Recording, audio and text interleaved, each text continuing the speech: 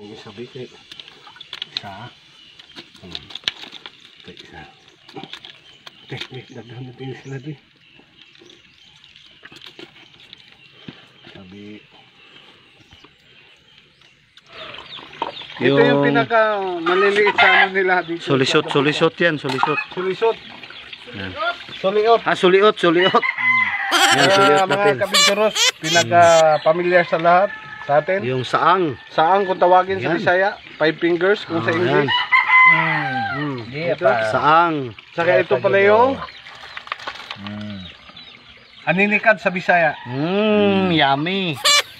Ayan, sarap niyan. Luya at saka tanglad. Ayan. Ito pala. Yan. Yan yung ano. 5 fingers, mga kabinsuros. Ito po. yung Saang. ayan, saang kung tawagin. Ayan o. Oh, dahil suliot pa yun. Ayan, suliot. Oo. Ayan. Maraming suliot dire. Oh. Par, Ito yung suliot mga kabinsuros, no? Yan. Ito kalalaki yung suliot natin dito. ayan mga kabinsuros, lumabas na yung pinakamasarap. sus. Ayan. Ako. Marami ng suliot.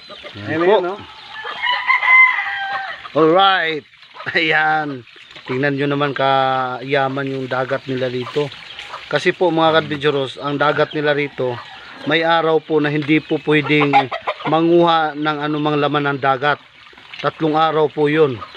Ayan. Kasi doon po nagmumula yung nagbe-breed sila o nangingitlog mga kabinsuros. Kaya ganito na lang kalaki yung mga nahuhuli o nakukuha nilang shells dito sa lugar nila mga kabinsuros. Ayan.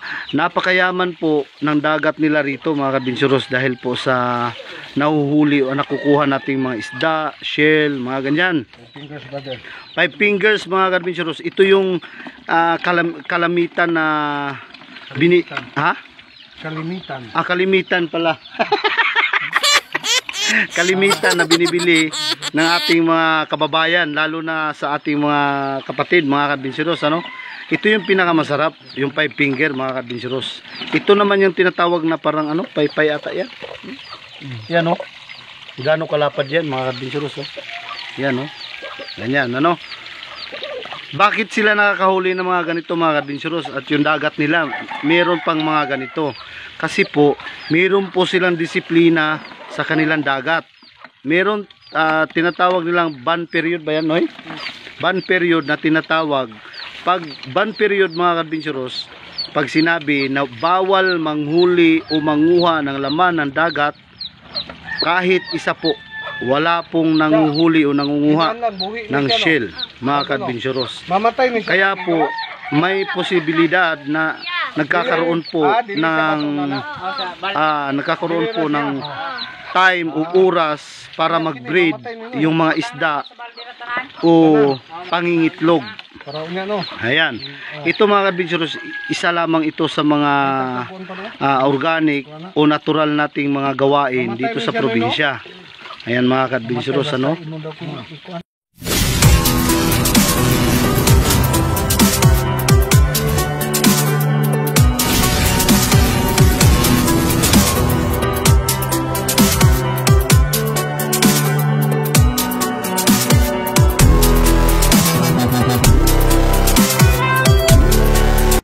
Alright, good morning. Good morning mga kabinsuros. Magandang umaga po. Kagabi po ay Kagabi po ay pumunta tayo sa dagat at nakahuli tayo ng kitong. Pero isa lang po mga kabinsuros. Pero ngayon po ay manguhuli po tayo ng pamain, no? Diyan sa sapa. Kaya samahan nyo kami mga kabinsuros. Kasama po namin si Kuya Noynoy, brother ko, yung isa. Ayan. Tara, pupuntahan natin doon mga kabinsuros. Tara. Ito yung location natin ngayon. Ayan. Good morning po, good morning. Tara, samahan nyo ako. Ayan. Ayan na sila, ayan na sila. Ayan na. Ayan na, ayan na. Ayan na, yung mga brother ko yan. Ayan na, ayan na, ayan na. Kasama namin yung mga pamangkin ng asawa ko.